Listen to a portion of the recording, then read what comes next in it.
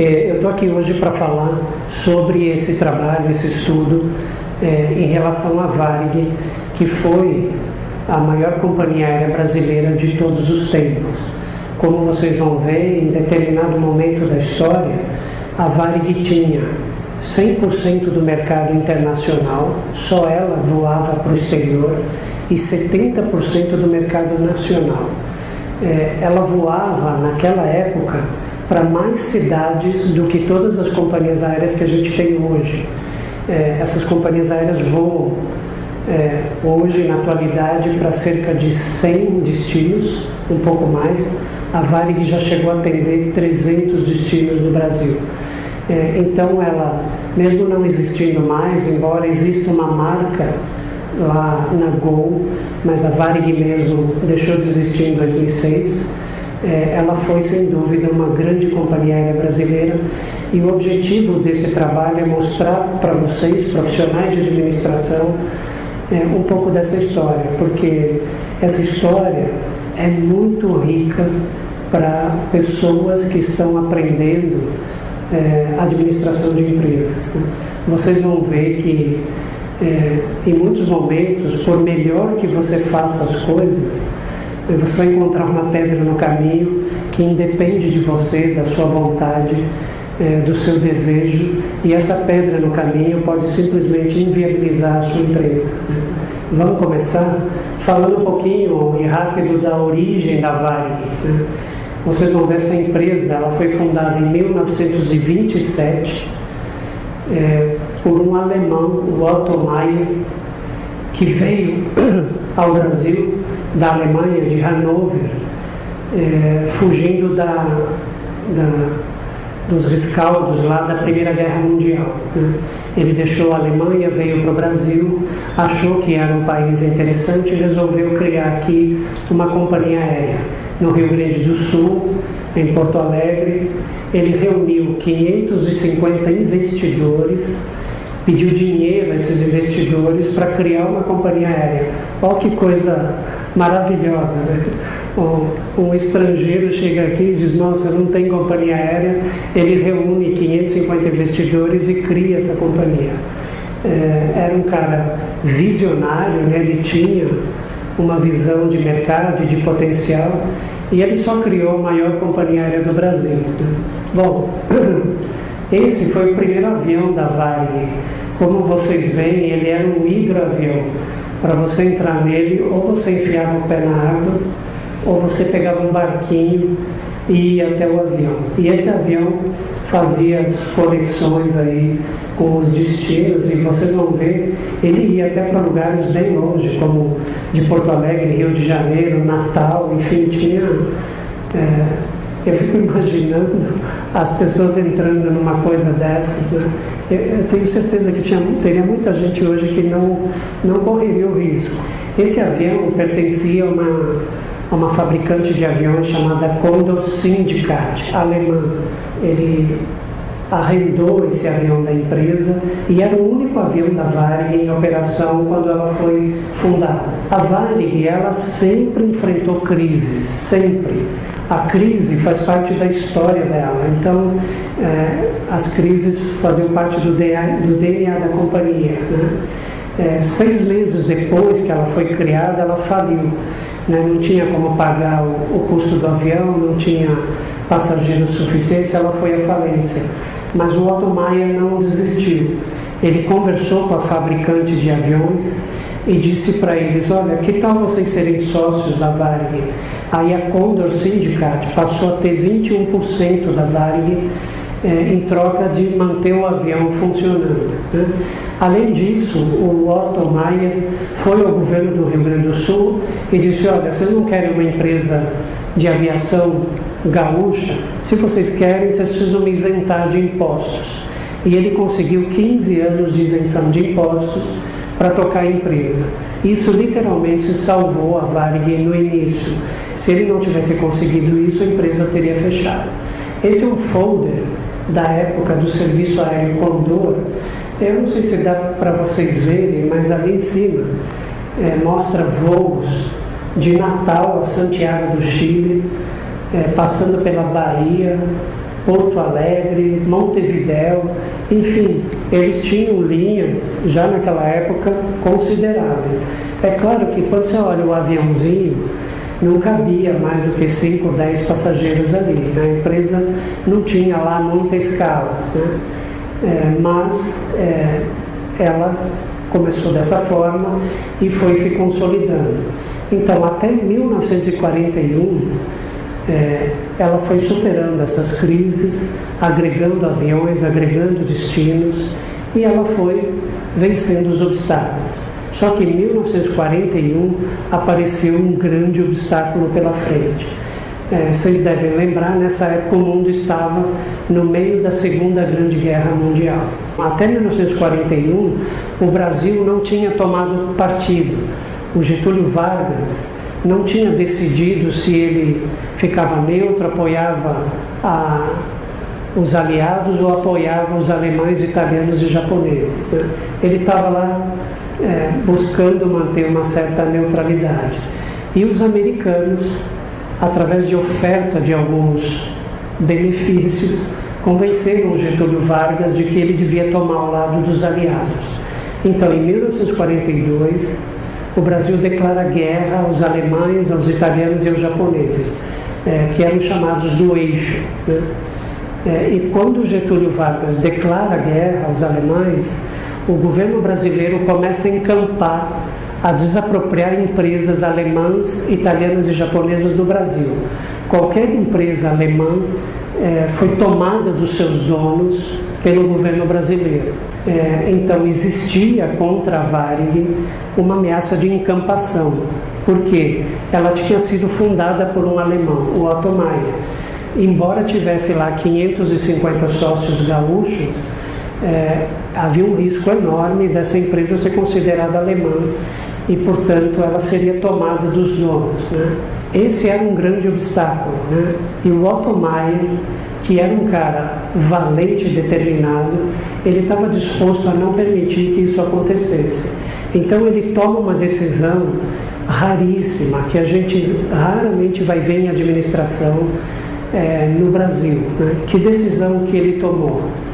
Ele chamou um sujeito que tinha entrado na Varig como office boy e que tinha feito uma carreira ali, chamado Rubem Berta.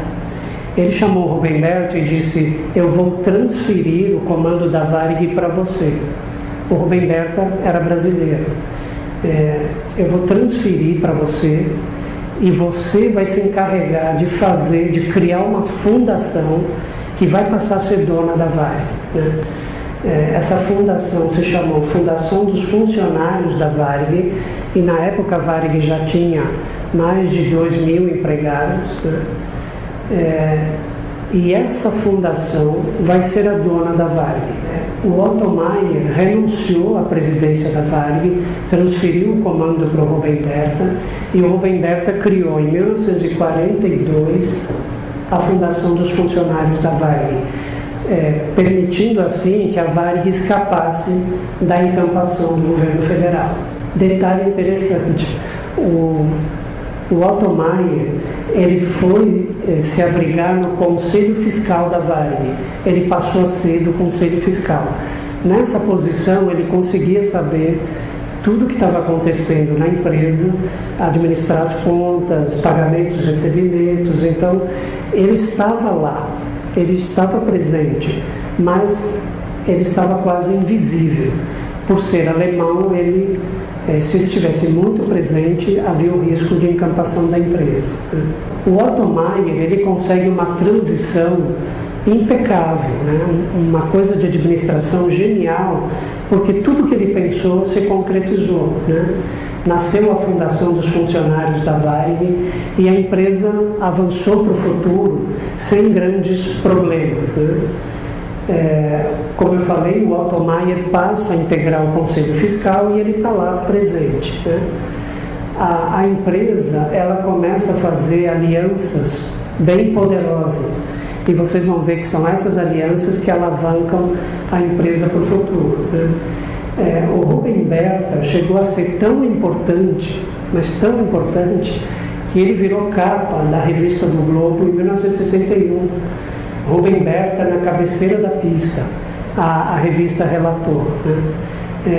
Olha que interessante, uma pequena empresa que quase faliu, como alguns anos depois ela já está estruturada e consolidada e vencendo os principais obstáculos que ela tinha, né?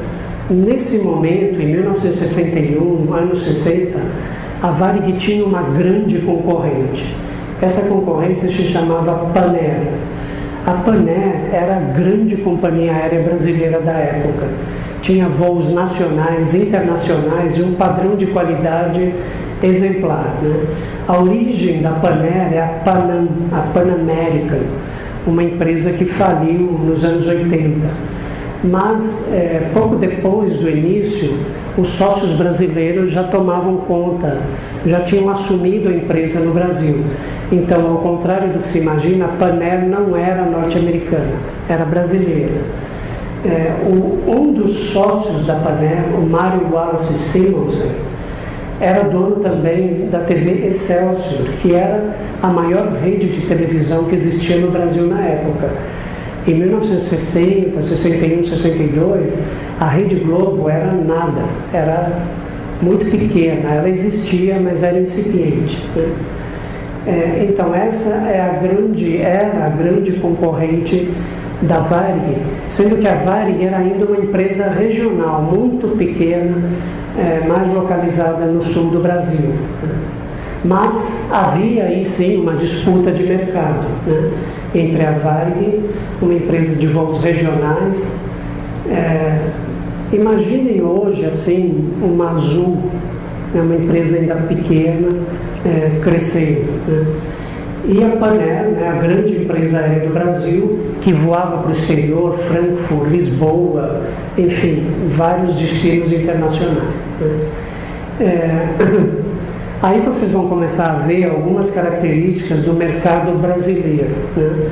Nos Estados Unidos, se você é competente, tem bons investidores, a empresa ela se consolida, tem qualidade e tal, ela se consolida, ganha mercado. No Brasil, às vezes, você precisa fazer algumas alianças para te alavancar para o futuro, né? Vamos ver o que aconteceu com a Varig, né? Em 1964 aconteceu o golpe militar.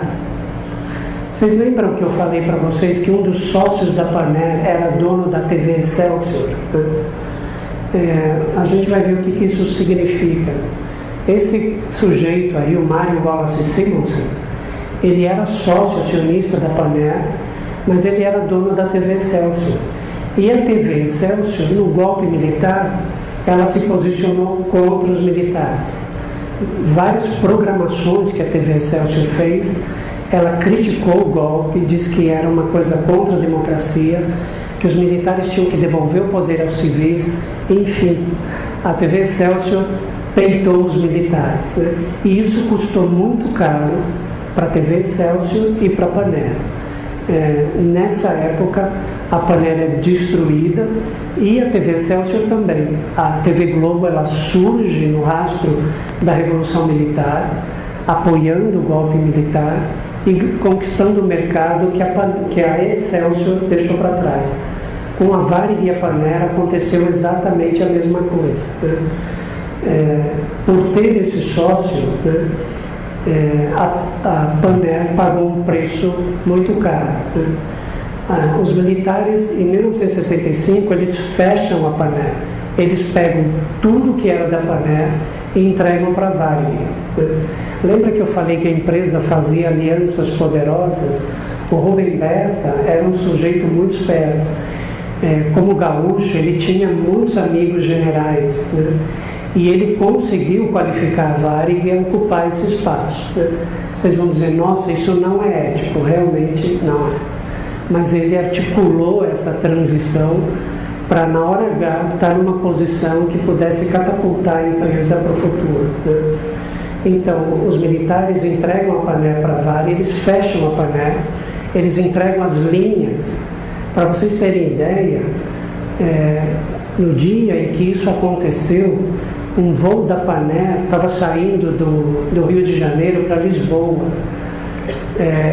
O Rubem Berta, em pessoa, com um brigadeiro, foi no aeroporto, impediu o avião da Pan Air de decolar, tirou os passageiros, botou dentro de um avião da Varig e fez o avião da Varig decolar na linha que era da Pan Air. Quando esse avião chegou em Lisboa, o radar de Lisboa não reconheceu o avião e não permitiu o pouso. Só quando o piloto disse: este voo é da Pan Air, operado pela Varig, é que o aeroporto de Lisboa permitiu o pouso.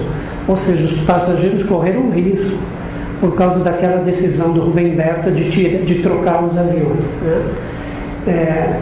Essa assembleia que está aí, que foi registrada, os funcionários da Pan Air foram convidados a irem para a Varig. A maioria se recusou, porque eles odiavam a Varig, eles amavam a Pan Air, né? Então eles se recusam a se transferir para a Varig ou para Cruzeiro, e a Pan Air é fechada. Muitos pilotos da Pan Air deixaram o Brasil, foram voar no exterior, mas não aceitaram trabalhar para o Rubem Berta na Varig, né? Nesse momento, acontece uma coisa interessante que vai marcar o destino dessa empresa, né? É por isso que, como administradores, é importante que vocês percebam que, às vezes, pequenas coisas podem se tornar grandes, né? E é legal, às vezes, a gente refletir sobre isso, né? Quando a Pan Air foi fechada, o Rubem Berta foi buscar um executivo dentro da Pan Air que ele achava que era muito bom. E por que ele achava que era muito bom? Porque o Éric de Carvalho tinha uma ótima relação com os militares, né? Então o Rubem Berta fez questão de ter esse profissional com ele, porque ele já tinha uma aliança com os militares, né? Então o Rubem Berta traz o Éric de Carvalho da Pan Air, e o Éric de Carvalho se torna o vice-presidente da Varig. Bom, percebam, uma empresa que nasceu no Sul, que era comandada por muitos gaúchos, de repente chega lá um cara do Rio de Janeiro, o Éric de Carvalho, carioca, que não tinha nada a ver com a cultura da empresa, e se torna vice-presidente da Varig. É óbvio que o Rubem Berta não pensava que esse Éric de Carvalho ia ter um grande papel no futuro, só que ele se enganou, porque o destino prega peças na gente, né? Então, ele chegou e o Rubem Berta disse: eu vou prepará-lo para ser meu sucessor no futuro, não sei quando, né? Para muitos na Pan Air, o Éric de Carvalho era um traidor, né? Ele foi visto como tendo ajudado os militares a fechar a Pan Air. Ele era muito mal visto na própria empresa, mas ele tinha ótimas relações com os militares. Essa foto é muito emblemática. Esse cara de camisa branca e gravata altão é o Éric de Carvalho.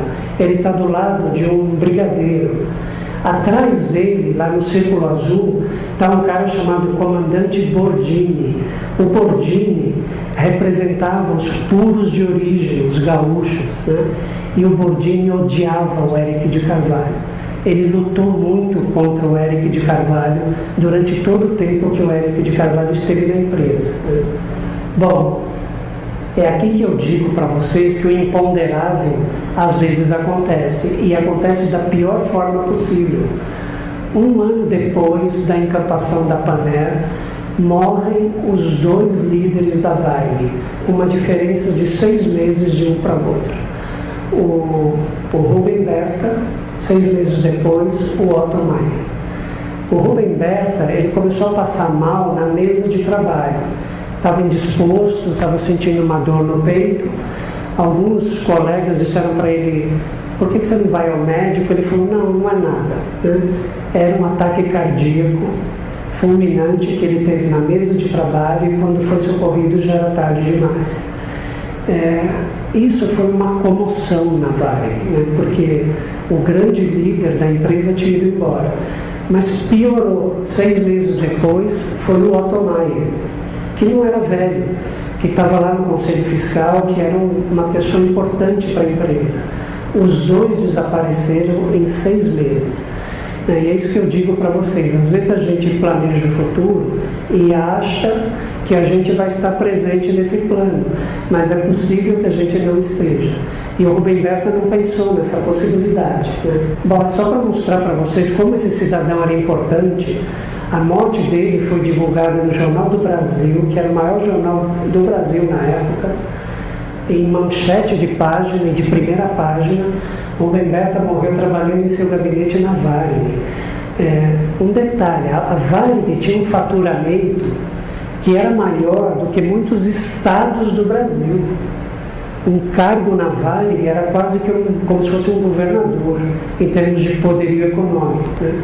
Então, o jornal dá essa manchete e ele realmente morreu na mesa de trabalho. Bom, o que aconteceu? Assumiu o Eric de Carvalho. O Eric de Carvalho era um estrangeiro, era um alienígena na cultura da Varig. Ele tinha vindo da Paner, que era uma empresa concorrente. Era mal visto pelos gaúchos que compunham a diretoria da empresa e que começaram a trabalhar contra ele desesperadamente, né? Mas o Eric de Carvalho era um sujeito muito bem relacionado, né?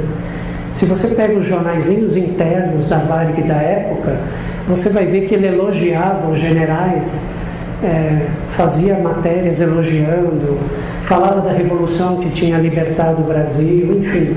Ele apoiou o golpe militar e ele falava isso claramente, né? Embora ele fosse uma pessoa muito combatida na empresa, ele levou a empresa ao auge dela, né? É no regime militar que a Varig mais cresce, né?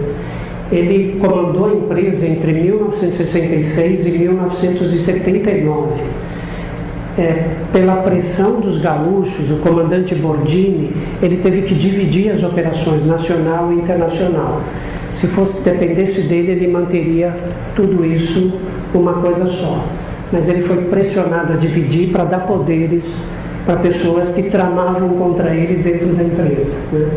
E ele começou a adquirir aviões e outras companhias aéreas. O próprio Rubem Berta já tinha comprado pelo menos 2 companhias aéreas maiores que a Varig antes, né? Ele continuou nessa mesma linha. Se vocês olharem os voos da Varig na época, ela era praticamente a dona do mundo, viajava para tudo quanto é lado, voos nacionais e internacionais, né? Naquela época ela se tornou dona de 100% do mercado internacional, ou seja, nenhum brasileiro viajava para o exterior se não fosse pela Varig, e dona de 70% do mercado local nacional. Não tem hoje, na história do Brasil, outra companhia que tenha conseguido o que eles conseguiram. Bom, e a luta pelo poder, né? A empresa estava indo muito bem, obrigada. A luta pelo poder tinha diminuído. Só para vocês terem uma ideia, eram 2 exércitos lutando dentro da Varig, a turma do Eric de Carvalho contra a turma dos herdeiros do Rubem Berta, né? Eram batalhas assim de tirar o fôlego, né? Porque esse pessoal não dava trégua a ninguém, né? E aí o imponderável volta a acontecer novamente. Em 1979, o Eric de Carvalho sofre um derrame. E ele não morre, mas ele perde a condição de falar e de se mover. Ele passou a andar numa cadeira de rodas, né? Tem alguns episódios da doença e do Eric de Carvalho que são assim inimagináveis, né? Vocês conseguem imaginar um presidente entrevado, ele não conseguia falar, ninguém sabia se ele entendia o que era dito a ele, ninguém sabia. Os diretores que apoiavam ele iam buscar ele em casa pela manhã, arrumavam ele, botavam na cadeira de rodas, levavam para a Varig e levavam ele para tudo quanto é lado, porque ele era o símbolo do poder, né? Então ele participava de reuniões, etc., mas ele não falava. As pessoas perguntavam as coisas para ele, ele não respondia. Ninguém sabia se ele estava entendendo ou não o que estava se passando, né? Dizem que em determinado momento perguntaram para ele se ele queria ser sucedido pelo sobrinho do Rubem Berta, o Hélio Schmidt. e dizem que ele batia a bengala como se ele discordasse daquilo, né? Mas enfim, era uma pessoa que já não tinha mais condições de exercer o poder e, no entanto, era carregado de cima para baixo numa cadeira de rodas porque a diretoria queria mantê-lo como símbolo do poder. Mas ele acaba falecendo, deixando o poder na Varig, e o grupo de oposição a ele, que era liderado pelo sobrinho do Rubem Berta, consegue chegar ao poder, né? Então assume, em 1979 para 80, assume o sobrinho do Rubem Berta, o Hélio Schmidt. O Hélio Schmidt, ele estava numa empresa vigorosíssima, com faturamento bilionário, mas ele começou a combater problemas de corrupção que ele vinha percebendo na empresa, como negociatas com propinas, essas que a gente vê hoje aí na Petrobras, a Varig tinha também. Executivos da empresa ganhando dinheiro às custas da Varig, sem que a Varig soubesse o que estava acontecendo, né? Só que em 1986 aparece uma outra pedra gigantesca no caminho da empresa, que se chama Plano Cruzado.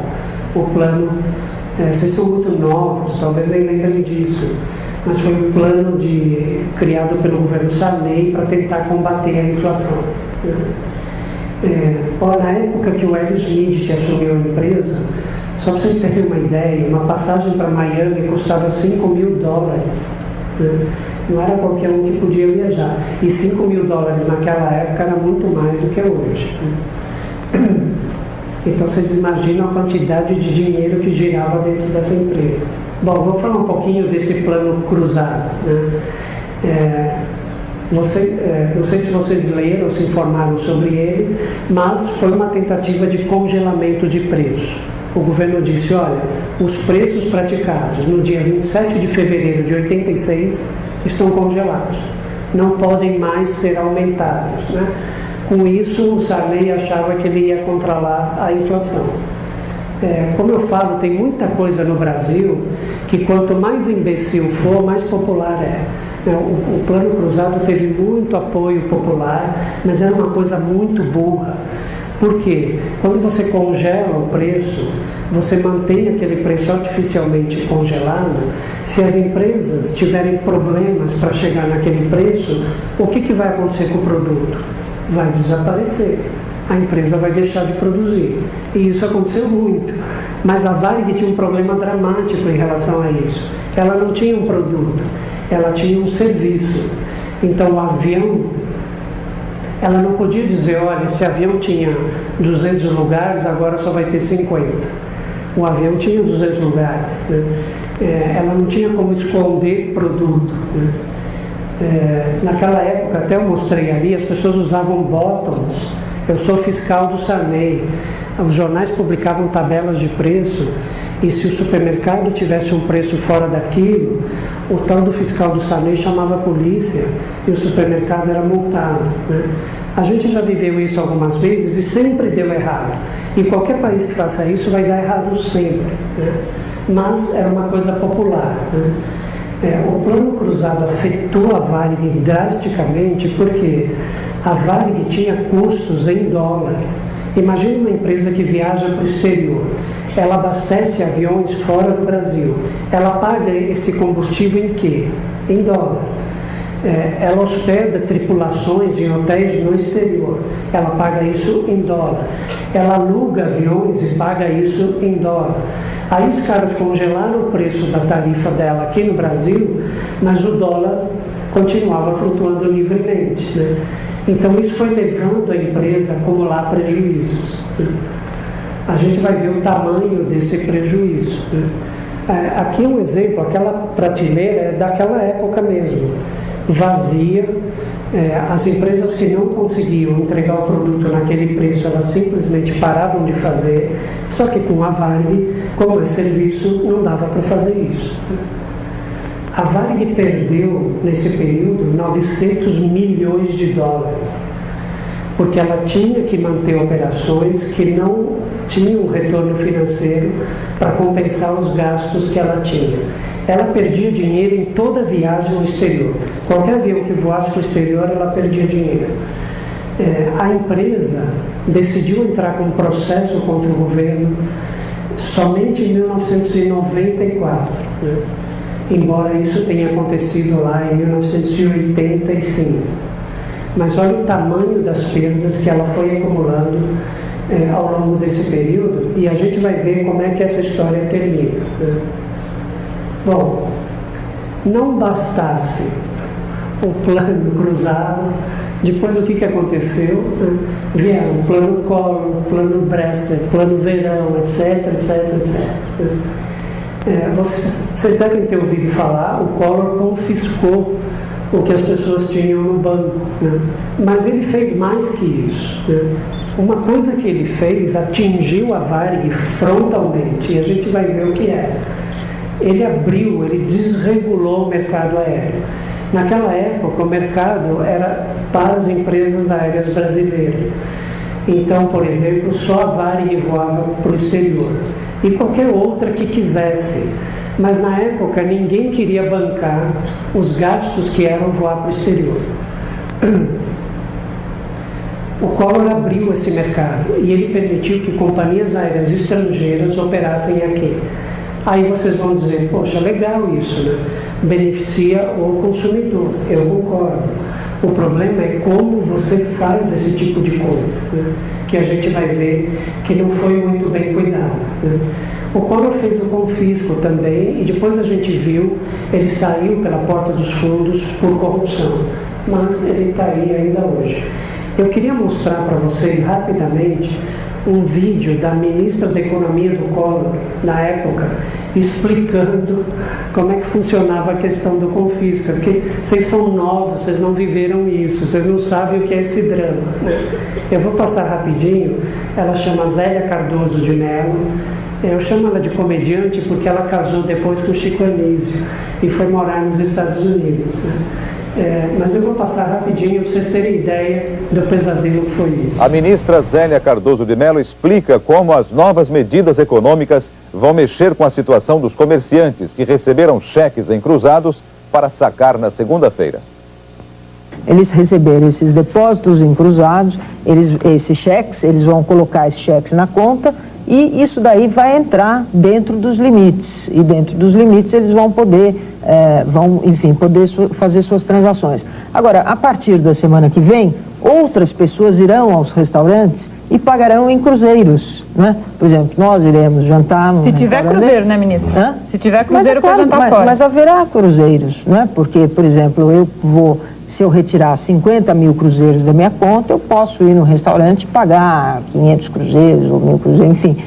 Percebe? As transações continuam a ocorrer. Isso que é importante, é que, na verdade, precisa ficar claro o seguinte, que nós temos uma moeda, que é uma moeda velha, contaminada, que nós queremos isolar. Essa moeda, esses depósitos vão ficar lá parados no Banco Central, rendendo correção monetária. E temos uma outra moeda que vai começar a circular na economia, que é o cruzeiro, e que vai garantir um certo nível de transações que nós entendemos que é compatível com uma inflação mais baixa. Na verdade, os senhores estão zerando praticamente a conta de todo mundo, deixando todo mundo com 50 mil cruzados, quer dizer, o salário desse mês, na metade do mês, é 50 mil cruzados, e a pessoa que se vire como puder, não é isso? É isso, quer dizer, ela vai fazer uma prioridade, ela vai fazer uma orçamentação e vai gastar esses 50 mil cruzeiros com aquilo que é mais importante para ela, com seus compromissos mais urgentes, até que receba o salário e possa continuar consumindo, enfim. Agora, o dono do restaurante, aquele que recebeu o cheque, ele só está com o seu patrimônio. Ele tem seu patrimônio, tem um punhado de cheques e mais nada. Vai receber a partir de segunda-feira os cruzeiros que estão chegando, mas ele tem que pagar uma opção de gente. Será que não vai fechar restaurante, não? Por exemplo? Olha, é possível que até feche alguns restaurantes mais caros, é possível que feche. Vocês ouviram o que essa mulher falou? Ela disse, é possível que feche alguns restaurantes. É um pesadelo. O cara faz um plano econômico que destrói a atividade econômica no país. Quando ela estava falando, é possível que feche alguns restaurantes, imagina o impacto disso numa empresa como a Varig, né? É quase como se ela dissesse, é possível que a Varig feche, é possível que a VASP feche, é possível que qualquer outra feche, né?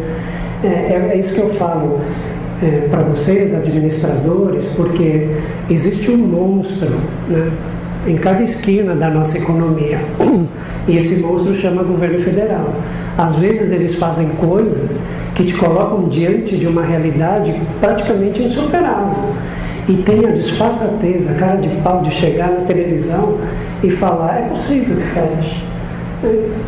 O dono, né, ele vai demitir, vai fechar, vai perder patrimônio. Parece que para ela é uma coisa dane-se, né? Então, foi isso que a Varig teve que enfrentar, mas eu vou mostrar um pouco mais em detalhes o que ela realmente enfrentou. Existe um código internacional que chama reciprocidade aérea. O que esse código determina? A reciprocidade diz: se uma companhia aérea viaja para um país, uma companhia aérea brasileira vai para os Estados Unidos, esse código determina que uma companhia aérea norte-americana tem que vir para o Brasil, vendendo passagens nas duas direções. Então, vai uma do Brasil para lá, vem uma de lá para cá. E ela pode vender passagens do Brasil para lá e de lá para cá. Esse é o Código Internacional. Com a desregulamentação, o governo Collor disse: olha, agora qualquer um pode operar qualquer coisa, né? Mas ele não se preocupou em nenhum momento em olhar a saúde financeira das empresas, como é que estava o mercado. Ele não se preocupou em olhar que impostos que a Varig pagava aqui no Brasil e que impostos que as companhias estrangeiras pagam, que é bem menor, né? Ninguém se preocupou com nada. Simplesmente disseram: está aberto, façam o que vocês quiserem, né? Então, no Brasil, lembre-se, só operava a Varig. Então, a Varig ia para os Estados Unidos, que é o maior mercado, e vinha uma de lá para cá. Quando o Collor abriu, TAM, que era uma empresa pequena na época, VASP e Transbrasil, começaram a ir para os Estados Unidos. O que aconteceu? Automaticamente vieram mais 3 companhias americanas para cá. Então, no mercado que antes tinha 2 empresas, passamos a ter 8. Varig, TAM, VASP, Transbrasil, American, United, Delta e US Airways. Iam 4 para lá, vinham 4 para cá. Aí vocês falam assim: é legal isso? Eu acho. Desde que você dê condições iguais para todo mundo, tributárias, etc., tudo bem. O problema é que o governo faz o que ele acha que é bom e dane-se o resto, né? Mas aconteceu isso até 1990. Só a Varig ia. A partir de 1990, com o Collor, passamos a ter 4 companhias aéreas indo para lá, e algumas delas vendendo passagens muito abaixo do custo, como a VASP, que era controlada por um sujeito chamado Canhedo, que era amigo muito íntimo do Collor. Então ele vendia passagens com enorme prejuízo, porque o que ele queria mesmo era quebrar a TAM e a Varig para tomar o mercado. Eu botei a foto ali do Lula, porque na época ele estava lá na campanha Fora Collor, etc., e muita gente pensava: quando esse cara sumir, ele vai fazer uma coisa melhor, né? Teve um evento em 2005 que ele participa da inauguração de uma empresa de sistema ligada à EDS, que atendia a TAM. Vocês vão ver, o governo Lula tinha uma relação muito íntima com a TAM, inclusive de financiamento, né? Quando o Lula assume, o que aconteceu? No período dele, as 3 companhias aéreas brasileiras que competiam com a Varig abandonaram o mercado internacional. Por quê? Porque dava prejuízo. Porque elas não conseguiam competir com as americanas, que tinham custos menores. Só a Varig ficou. O que falava a tal da reciprocidade? Vai uma, vem uma. Vão 4, vem 4. Quando ficou apenas uma, o governo Lula não impediu que outras 3 americanas viessem para o Brasil. E a Varig continuou sozinha, competindo com 4 companhias americanas. Sozinha. Sem nenhum apoio governamental, sem nenhuma mudança de tributação, absolutamente nada. Empresinha teimosa, né? Eu perguntei para muitos executivos e falei: por que vocês continuavam? Por que não paravam? Eles falavam: orgulho. A Varig era a companhia aérea brasileira, a gente não podia deixar esse mercado para os estrangeiros. Bom, o preço desse orgulho foi um endividamento absurdo, né? Com esse endividamento crescendo, os credores da empresa começam a ganhar força, né? Eles começam a ficar preocupados com o dinheiro que a Varig deve para eles, né? E eles começam a pressionar pela mudança na estrutura de governança corporativa da Varig. Eles começam a pressionar porque eles queriam passar a comandar a Varig, né? E eles conseguem isso em 1994. Será que eles salvaram a empresa? Bom, vocês sabem que não, mas vamos ver como é que isso aconteceu. Eu botei ali 4 credores: General Electric, a BR Aviação, que vende gasolina, o Unibanco e aquele brasão ali é do governo federal. O governo federal era credor da Varig porque a Varig devia impostos, uma soma perto de 2 bilhões de reais em impostos.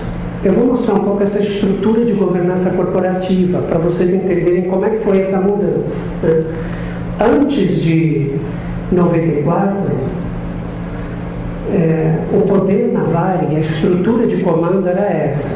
Existia um colégio deliberante composto de 550 pessoas, que eram funcionários da Varig com mais de 10 anos de casa. Esse colégio deliberante se reunia e elegia o presidente da Fundação Rubem Berta. O presidente da Fundação Rubem Berta a Fundação Rubem Berta escolhia o presidente do Conselho de Administração. E esse conselho escolheu o presidente da Varig. Sempre essa estrutura, o presidente da Fundação Rubem Berta, do Conselho de Administração e da Varig, eram a mesma pessoa. Sempre.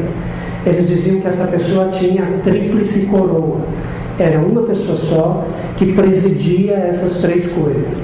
Então você vê uma linha de poder muito clara, definida, né? No campo da administração, a gente sabe que se você tem uma linha de comando claramente definida, as coisas costumam funcionar melhor, né? Bom, o que acontece quando os credores começaram a pressionar para quebrar essa estrutura? E eles conseguem, em 1995, olha, o Colégio Deliberante, ele escolhe o Conselho de Curadores. Foi criado, na época, 7 pessoas. Esse conselho escolhe 3 membros do Conselho de Administração. E para aí, os credores escolhem 4 membros do Conselho de Administração. Então, 3 mais 4, 7, né? Este Conselho de Administração escolhe o presidente da Varig. Os credores tinham 4 votos, a Varig tinha 3. Então, o Conselho passou a escolher os presidentes que os credores queriam. E de lá para cá, até o último dia da Varig, ela foi presidida por pessoas indicadas pelos credores, né? Até aí não seria ruim se estes credores quisessem realmente salvar a Varig. A gente vai ver que não é bem essa história, né? Embora esses credores assumissem postos no Conselho de Administração com o objetivo de salvar a empresa, porque era esse o objetivo declarado, esses credores tinham interesses escondidos, né? Vamos dar alguns exemplos. A General Electric, enquanto tomava decisões na Varig, ela se tornou sócia da Gol. E ninguém sabia disso na época, né? Isso só foi ficar evidente no leilão de liquidação da Varig, né? Aí você pergunta, como é que uma empresa que é sócia de uma concorrente pode tomar decisões num conselho? E a gente vai ver que muitas decisões que ela tomou foram lesivas à Varig, né? Aí entra o governo Lula, né? Lembre-se que o governo Lula era credor da Varig, porque a Varig devia impostos, né? O governo Lula indicou algumas pessoas para o Conselho de Administração, né? Mas o governo Lula tinha uma característica especial. Além de credor, ele era devedor da Varig. Lembra que eu falei do processo que a Varig entrou contra o governo? Esse processo foi andando. A Varig ganhou em todas as instâncias. O processo chegou ao Supremo Tribunal Federal e ela ganhou lá também. O governo sabia que cedo ou tarde ia ter que pagar essa dívida. E o comportamento dele no Conselho de Credores foi com o objetivo de extinguir a empresa antes que ela tivesse condições de cobrar aquela dívida, né? Aí eu vou dar um outro exemplo para vocês de credores que agiram contra a Varig, o caso do Unibanco, né? Então, rapidamente para situar vocês, no governo Fernando Henrique, teve um momento que o governo proibiu o pouso de aviões de grande porte em Congonhas e Santos Dumont, porque eles falavam que o aeroporto era muito pequeno, né, para aviões de grande porte. Eles disseram que era uma questão de segurança, né, e que a decisão era irreversível. Então, considerando isso, a Varig fez uma encomenda de aviões de menor porte para a Embraer, para operar nesses aeroportos. Passado um tempo, o governo Fernando Henrique mudou de ideia. Lembra que eu falei para vocês, né? A gente tem no Brasil um monstro chamado governo, seja ele qual for, que vira e mexe, te apronta alguma coisa e te coloca um obstáculo no caminho.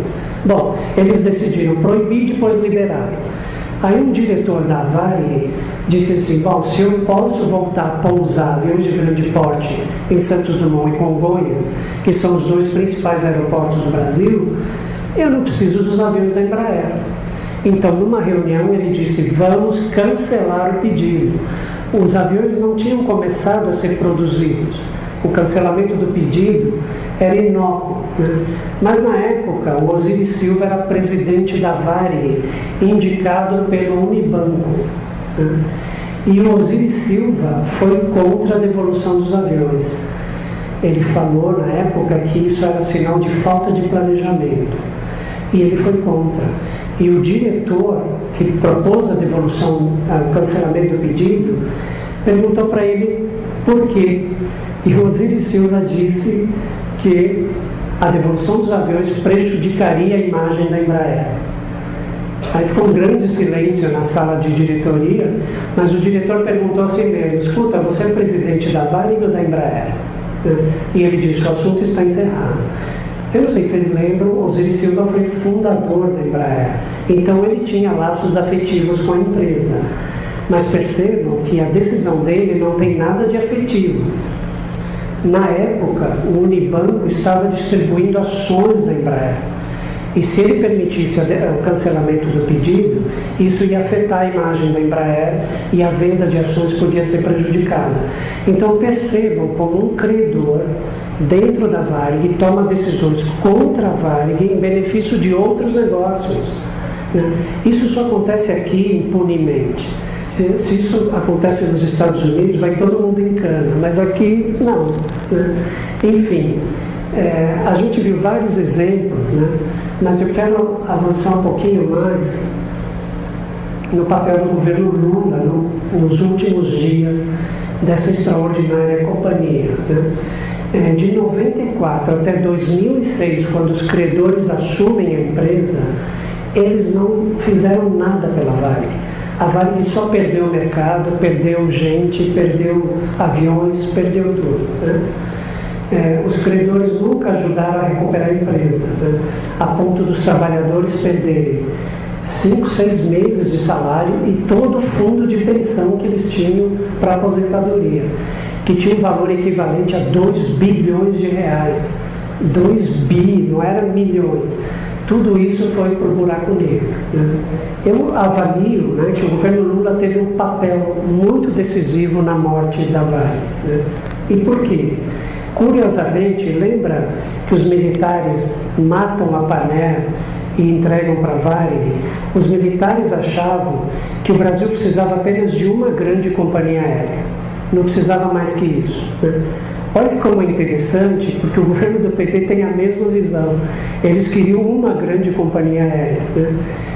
Eles queriam juntar a Varig e a TAM numa grande companhia aérea que tivesse o aporte de capital do BNDES, de fundos de pensão, e criar assim uma companhia paraestatal, como algumas que eles criaram, eu vou mostrar para vocês, né?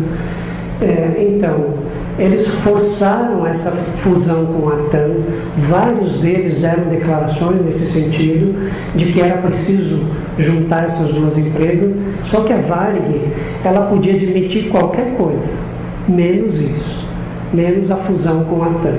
Qualquer coisa ela topava, vender para a TAP, Portuguesa, qualquer coisa, mas a TAM não. O governo Lula criou campeões setoriais, né? A Oi e a Brasil Telecom, a Sadia e a Perdigão. O projeto dele era o mesmo em relação à TAM e à Varig. Essas empresas, elas parecem privadas, mas elas não são, porque a maioria do capital votante é estatal. É do BNDES e de fundos de pensão da Petrobras, do Banco do Brasil.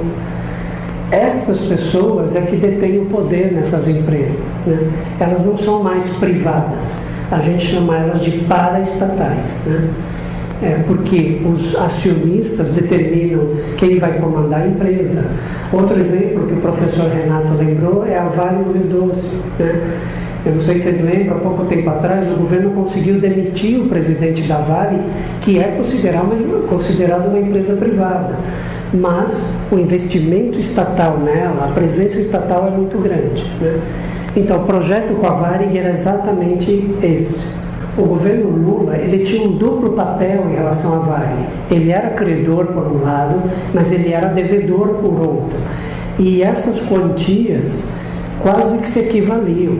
Ou seja, se fosse feito um acerto de contas, o que o governo deve com aquilo que ele tem a receber, a Varig podia ser saneada sem nenhum problema, mas ela não foi, né?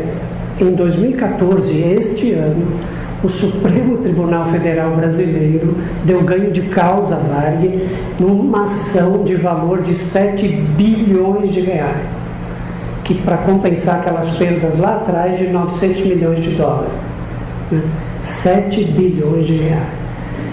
O trágico no Brasil é que a justiça leva 20 anos para dizer que uma empresa está certa e que o governo tem que ressarcir.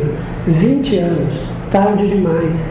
A empresa já foi destruída, os empregos já foram perdidos. Para vocês terem uma ideia, vários pilotos da Varig se tornaram motoristas de táxi no Rio de Janeiro, porque eles não tinham mais idade para voar em outras companhias aéreas. Aposentados que perderam a complementação de aposentadoria. Vocês lembram do apagão aéreo? O apagão aéreo de 2006 aconteceu justo no ano em que a Varig fechou. A Varig tirou de circulação 90 aviões. 90 aviões pararam de voar. Só podia dar congestionamento dos aeroportos. Aí eles preferiram culpar os controladores de voo, lembra? Mas o problema era esse. A maior companhia aérea brasileira tinha desaparecido. 90 aviões tinham sumido do mercado.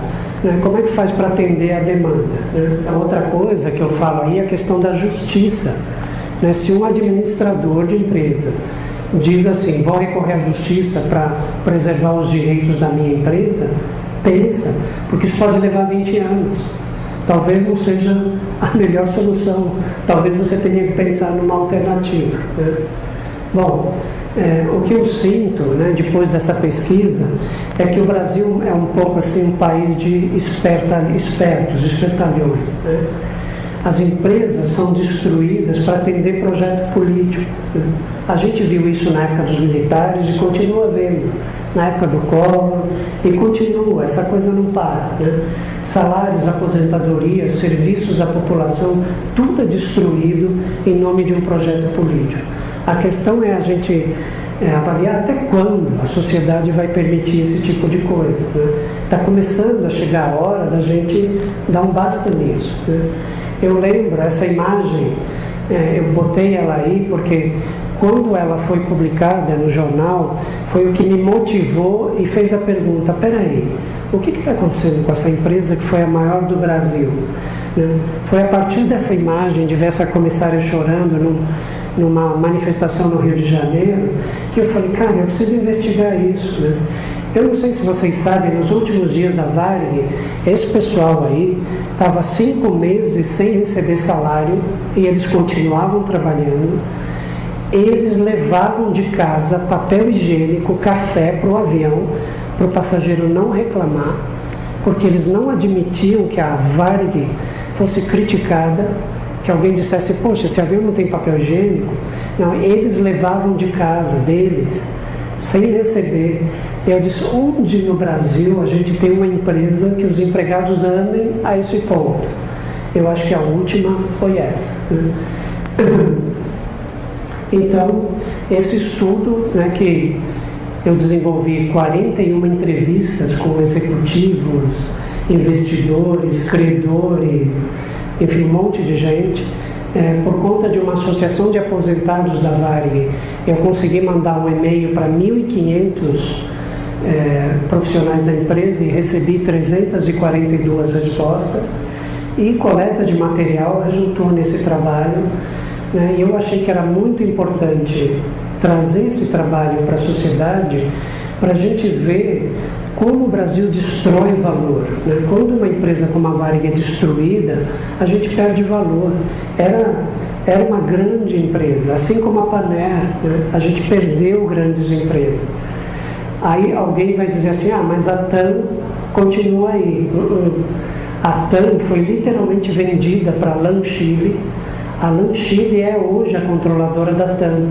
E se a TAM não tivesse feito isso, teria falido também, né? Porque o Brasil é uma máquina de destruir companhia aérea. Eu botei essa apresentação no SlideShare, não sei se vocês conhecem. Ela subiu hoje, né? Terminei hoje. Se vocês quiserem, podem ter acesso a ela. E agradeço pela oportunidade de trazer isso aí para vocês. Muito obrigado.